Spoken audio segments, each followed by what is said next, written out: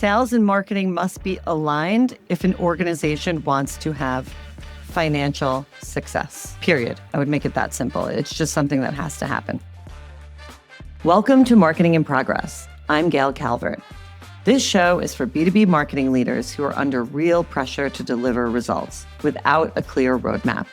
Each episode is built to give you practical insight you can use right away. We focus on what actually matters, how success is measured, and the decisions and trade-offs necessary for success. If you're trying to cut through the noise, do better work, and build credibility inside your organization, you're in the right place. Let's get into it. Hey everyone, welcome back to Marketing in Progress. My name is Kristin Allaben, and I'll be your host today. We're doing a slightly different type of episode because I'm chatting with Gayle. She's one of my absolute favorite people to talk marketing with.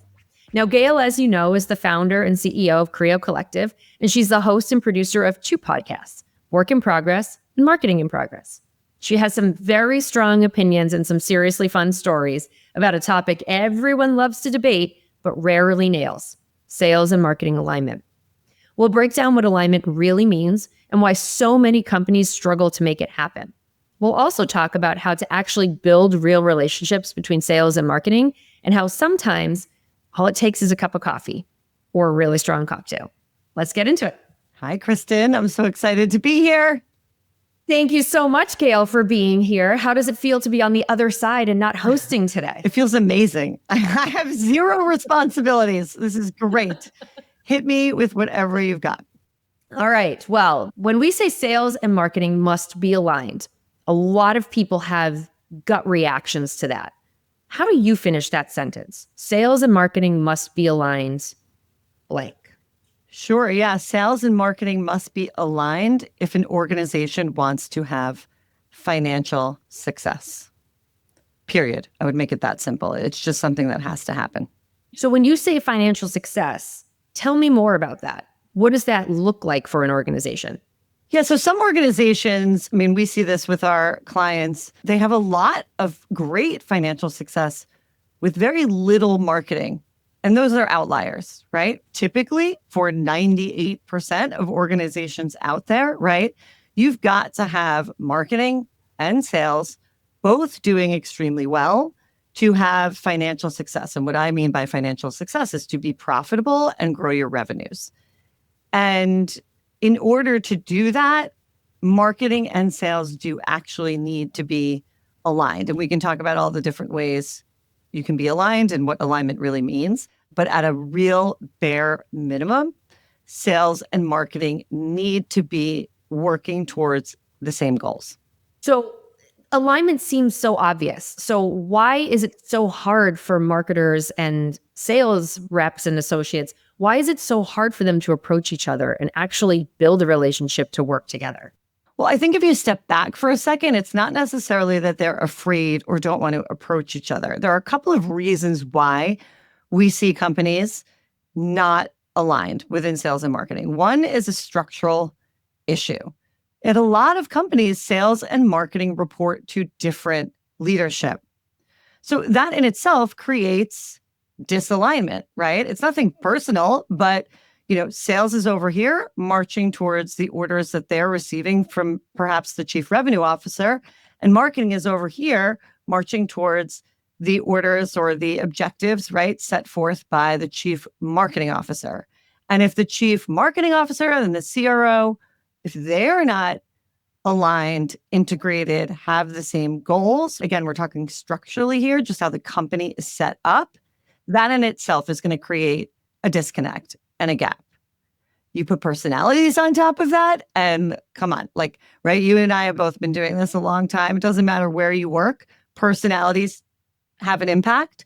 So if you are not goaled by the same metrics, and additionally, those leaders perhaps don't love to work together, or they're having political sort of issues, or any challenges are getting in the way of the teams integrating, working together, and working towards the same goals, it's going to make it much more difficult. Yeah, and this is like lighting money on fire, basically, because if you have two different groups working toward two different goals, there's always going to be a fight for budget because nothing is going to produce the ROI that they need. Right. And then there's the non-structural issues, right? So you have organizations where sales and marketing do report up to the same leader, which is helpful, but that doesn't necessarily solve the problem. Because then even still, you really need the sales teams and the marketing teams on the ground to be working together. That can be as simple as weekly, bi-weekly, or monthly checkpoint calls where, sales teams and marketing teams who are in regions or in different geographies, right, are coordinating their talking. They are making sure that marketing is actually coming up with the strategic and tactical things that are going to help the sales team, and that sales teams are communicating back to marketing and being a partner of marketing instead of potentially being an adversary. Are you a marketing leader in B2B tech? Do you want to hear what your peers are actually doing? What's working, what they're ditching, and how they're navigating the pressure we're all under? Well, you're in luck. We just launched the Marketing in Progress community. It's a space for sharing ideas, learning from your peers, and having fun along the way. Visit creocollective.io/marketing in progress to learn more and join us. So you kind of alluded to this already with your first example, but what are some other small and actionable tips that our listeners can go do right now to make marketing teams better connect their work with sales teams and sales outcomes? There are a couple of things that come to mind right away based on your level in the organization. So if you're a CMO or CRO and you are not reporting to the same person, or perhaps you have just been given directives and metrics that don't necessarily align your teams, make the effort to get together at that C level and coordinate together. Also, it's so important, especially at companies where people are worried about their bosses and what their bosses want them to do, just communicating down to your teams that you encourage and advocate for your teams to coordinate with each other. Because there's a lot of times when it's the C level who may say, don't worry about it, like marketing or sales, right? It has to come from the top, whether it's structural or just encouraging and even making it perhaps part of the team's goals, right? That you talk and communicate and coordinate with that other team helps. The second is, I know at software companies, like, all of our clients are software companies. I've worked at a number of software companies, QBRs, quarterly business review meetings, right? That's where the sales teams, that's where they are getting together. They are planning the quarter. You're finding out like what's in the pipeline, what is the status of these deals, how can we all help close those deals, et cetera. That is a perfect place for the marketing team or somebody from the marketing team to attend. And I always in my career got myself invitations or just showed up for those events, quite frankly. It's like, I love that you did that though, because like the sales kickoffs, the QBRs, those are a really great, it's like a window into the culture of the sales team. And what you're talking about, this alignment gap that exists, it's really a culture shift. It's a mindset shift in how organizations need to operate. Yeah, 100%. And like I said, I was not in sales when I started attending QBRs. Number one, you get an incredible respect for what the sales team needs to do, because it's very easy as a marketer to say, the sales team, fill in the blank, for all the reasons why the sales team is driving you crazy. Like, you're doing great work, you're getting them leads. What's the problem? Well, the first thing all of us need to do in any situation is understand, right? Understand what it is that the sales people have to go through. It's a really difficult job. There is immense pressure, not just from will I get a yes, but from internally their leadership. I mean, they have to stand up at a QBR and defend their pipeline. It's not an easy thing.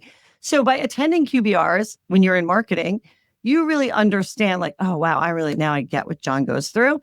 And also, more importantly, now I understand how the marketing programs that we are working on can help Joe or Tara. And then conversely, maybe you start to think about those marketing programs that are not going to help move the needle, and that those should be perhaps put to the side so that you can focus on things that are going to help the sales team move the needle. And the other thing that the QBRs do, which you alluded to in the intro, is they provide you with an opportunity to socialize, like have a beer, have a glass of wine, whatever it is, have a coffee, right? But going to QBRs is also time to like chat and hang out and get to know these teams as people. And the minute, Kristin, have you ever gone for drinks with a colleague or a client before? Yeah, Okay. I have my own story. Okay. Yeah, no. Anybody who knows me knows I have gone for many drinks, and the stories are, they're all over the place. But every good relationship is cemented by socializing, right? You just cannot get to know people in meetings. That's it. It's just not going to happen. So I don't care if you want to go play bridge, you want to have coffee, or you're like me and you want to share some tequila, just do it, right? Because once you get to know people beyond like the Zoom and the meeting, you're just naturally going to want to help each other out. And also salespeople have bad preconceived notions about marketing. Yeah, no, I know, right? But when they see like, oh, I get this person, he or she really cares that I'm successful and is asking me questions about my success and my job, I'm going to make time for them. And all of a sudden that animosity can go away. You're saying a lot about the importance of understanding and asking questions and having empathy for them as humans, not just that's the sales team. What advice would you give to marketers who recognize that they may be in an organization where that structure doesn't exist to enable success within an alignment? What advice would you give them to just go start building those relationships themselves? Yeah, I think it depends on your level. So if you're working in the office, go over and talk to the sales people, right? When I just started out in marketing, and actually it didn't matter my level, but when you start at a new company and you're in marketing, the first thing I do always is talk to sales. It's still what we do with clients. Our clients are marketing leaders, but we always talk to sales too, because we need to know, what are your customers saying? And there's simple questions I can give you them, right? When you get a yes, why do you get a yes? More importantly, when you get a no, why are you getting a no? I think there's a lot of fear that if you go talk to the sales team, they're going to put you on the spot. You don't need to have answers. You're there to ask smart questions. And then as you sort of go up in seniority and you do have more control over the marketing strategy itself, meet with those sales leaders and understand from them, who is your bestseller? Why? What are they doing right? What is marketing doing to help? What could marketing be doing to better help your team? And I know I always felt concerned. What if they ask me to do things and they're just dumb ideas? There's going to be no ROI. It's thank you so much. Those are really great ideas, right? I'm going to go back to the team and we're going to think about it and, we'll get back to you. And it's all just a dialogue. So you don't have to just say yes to every single thing. You really just want to get information. Well, you said something really important there too, Gayle, is that it's meant to be a dialogue. It's meant to show that you are there to learn, that you want to help, but you need to understand what they're doing so that way you can help them to the best of your ability. But it also begs the question or raises the question of imposter syndrome. So on both sides, there's this feeling of, well, that's just for sales to figure out because I don't want to bother them. But maybe deep down it's, oh God, I don't want them to ask me questions. I don't know enough. How do you overcome that imposter syndrome so that way you do feel empowered to go ask the questions so you get the information you need so you can do your job better? Okay, so my answer to that is to ask the questions. So I actually cannot believe how many people have imposter syndrome. It's insane. So if you're listening right now and you're like, oh my God, yes, that's me, such imposter syndrome. You know why I don't get it is because we all deserve a seat at the table. Should I get all wooey right now? You are worthy. I want you to ask yourself, how did you get the job then? You interviewed, didn't you? You got the job. Somebody believed that you were capable of that job. And the only thing you ever need to do to be successful, seriously, is ask questions. It's what I look for when I hire. It's what I look for in clients. None of us know everything. So all you need to do is feel confident enough to ask questions. And with AI, there is zero excuse to not know what questions to ask. So if you're like, well, I don't know what questions to ask. Well, number one, you can listen to our podcast because we're here to tell you what those questions are. And if you don't want to, go on ChatGPT, right? And say, I work at this company. This is my role. I want to create a better relationship with sales to make sure that we're working together and we're going to achieve XYZ. And I'm going to be the best damn marketer and they're going to be the most successful salesperson. What should I ask him or her so I can do that? That is the kind of stuff that AI is good at. I love this because it's a shift from imposter syndrome and, oh my God, how did I get here? Why am I here? I'm not good enough for this, to a curiosity mindset. Mm-hmm. So instead of saying, oh, dear Lord, all of these things are internal, now it's external. It's, well, I want to learn more about, or what if this? So it's a mindset shift. 100%. I just want to say one more thing. If people don't remember anything else and you're nervous and you're in a room with really senior people and you're freaking out, been there. People love to talk about themselves. Just ask people about themselves. Literally, your mind goes blank. You don't even remember you're a marketer. You can't even remember what territory that person's in. Just ask them about their kids. Ask them where they've been on vacation. Ask them anything about themselves. And while that's happening, you can figure out, what was it again that I was supposed to be doing? Right, exactly. Yeah. Reset your brain. You got this. Yeah. So tell me a little bit about the stereotypes that exist between marketing and sales, because I think from both of our careers, we've seen a lot of stereotypes and what people believe are the reasons why those exist and why they drive this divide between these two groups. So let's talk stereotypes. Okay. How do you recognize them and how do you get around them? Number one, stereotypes exist because they happen to be true most of the time. So your goal is to not be a stereotype. And I'm telling you, if you talk to the other party, whether you're in sales or marketing, and you're not the stereotype, everyone at that company is going to talk about how great you are. Oh, have you worked with David? Like, he's so great because like he coordinates with us and like we're all in tandem. And like when we do an event, he's actually helping push it out. Well, you know why? Because that David knew that event was coming up.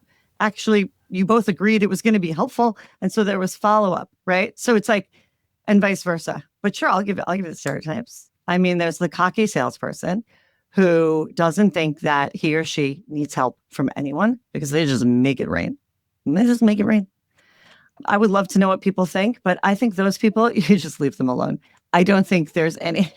It's like you say, like, you know, the grandparents aren't going to change. It's like the cocky salesperson is not all of a sudden going to become humble. So just let him be. Okay, move on. And then we've got the salesperson that just wants to go to Vegas. What should we call him? Like Vinny goes to Vegas. The salesperson is like, oh man, I just need a pass. I'm going to get an amazing client. He's got this one client that he's going to close, but he's got to do it in Vegas because the trip's in Vegas. And it's really just about Vinny wanting to take his wife and go to Vegas or whatever. Well, that stereotype you can push back on with ROI. What is the return that we are going to get from investing in you attending this event? And as we know, if you listen to Marketing in Progress with our sales leader, Andre Lachlan, most event-based ROI comes from people that weren't even at the event. It's from what you do before and after. So Vinny, who wants to go to Vegas, I don't know. Maybe find somebody else to get budget from. Yeah, I mean, other sales stereotypes, I think the biggest is just that, like, they don't appreciate marketing. Like, they just don't appreciate marketing. And again, like I said, yes, these stereotypes exist because these people do exist, but also, yes, there are so many salespeople who truly love marketing, advocate for marketing, understand how valuable marketing is. And typically those are the more successful sellers. So stick with those people. Just find the salespeople that do want to work together with you and you'll have a better experience. You'll have more success.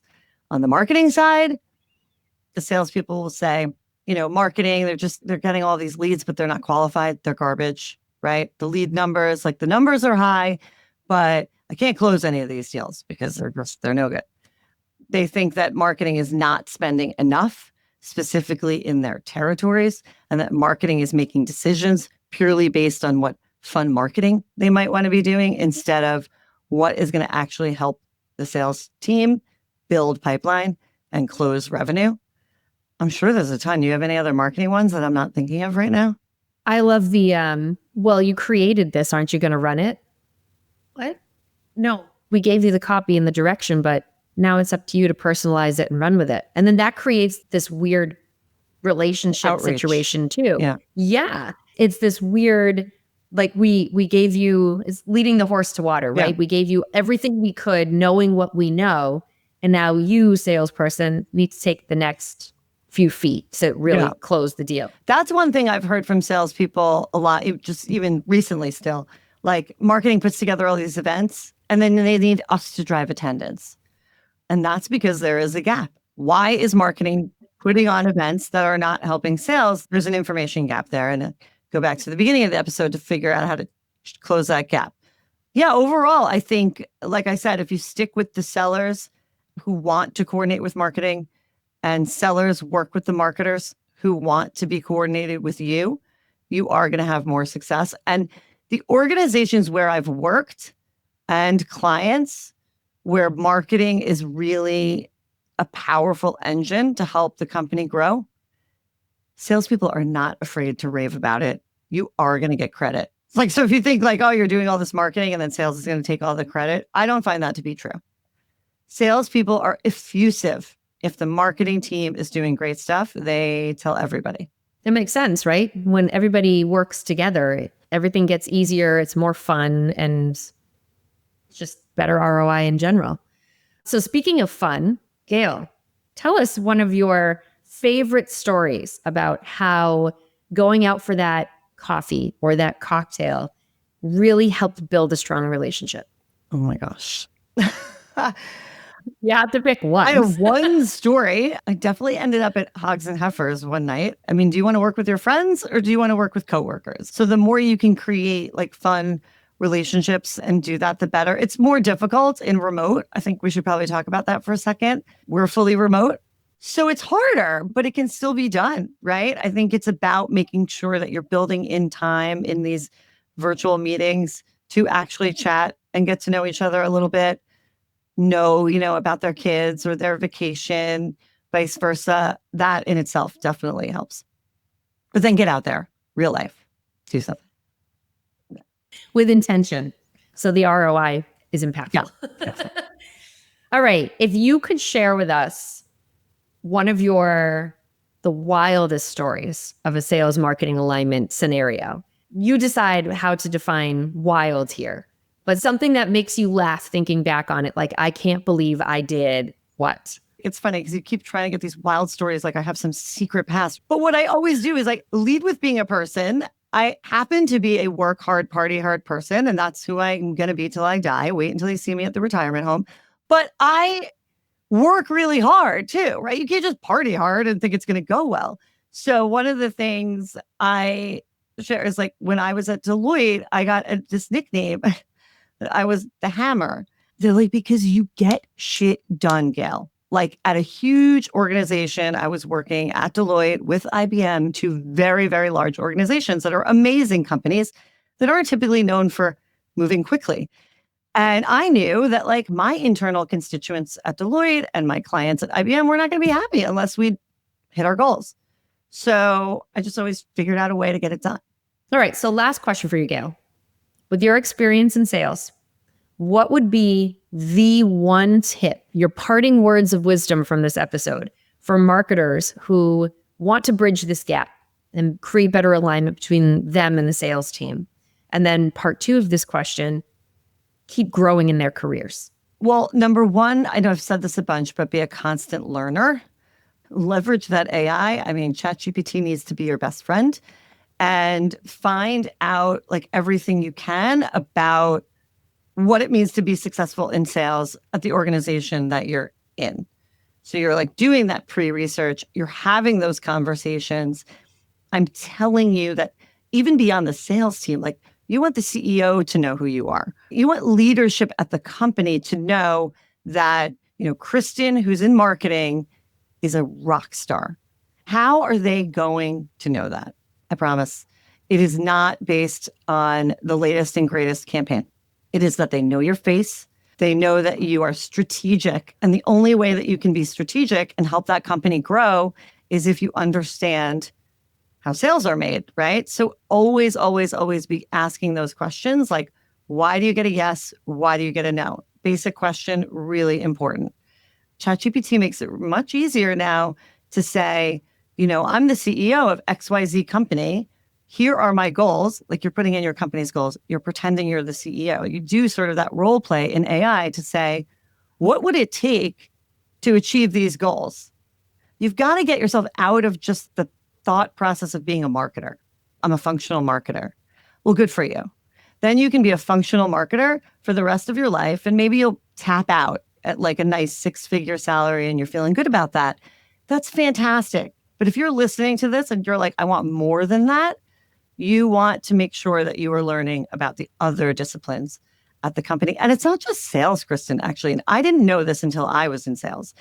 It's procurement, it's legal, it's finance. And again, salespeople have a lot of stakeholders. Like, we always think salespeople are just like the masters of their own domain and they just go out there and they get it done. It's like, no, they have to Another stereotype. Yeah, like they have to get their quotes approved. Or like they have to go through a lot, again, to close a deal. So really just, I guess it's like learning. All right. Some divisive questions for you. Okay. Gayle, coffee or tea? Coffee. Hot or cold? It varies. I'm black hot coffee in the morning. But in the summer, when it's like beach time, iced coffee is great. My daughter spent the summer working at a deli and was like the coffee maker. I mean, like the barista, if we want to sound fancy. So now she makes me these like really fun iced coffee situations. I'm into that. But I'm way too lazy for that. I'm like a black coffee because I can just Keurig it and I'm done. Yeah. Pineapple, yay or nay for pizza? Oh, no, never. Oh, pineapple on pizza is amazing. No, Kristin, I disagree. I'm from New York. I'm a New Yorker. No pineapple on pizza, ever. That was easy. I don't know why that's so divisive, but people like really feel strongly about it one way or the other. Yeah, because it's gross. Don't. That's so funny. It's like cilantro. Does it taste like soap to you, or is it right? good? Cilantro. Yeah, I get how cilantro doesn't taste great, but it doesn't bother me. I'm not like. I'm with you on that. Yeah, I am not in an extreme. If it's there, fine. If it's not, also fine. Cilantro's not ruining my day. Yeah. Yeah, exactly. All right. Beach or mountains? Oh my God, the beach. No question. If anybody follows me on social, I think all I do is post like the ocean. And then in the winter, I'm just posting about how I miss the ocean. No, truly, I want people to find their happiness. The happiness is the mountains, go. But like the beach for me is the only place I literally can forget about like everything, laundry, work, everything. I feel like I have a free pass to relax.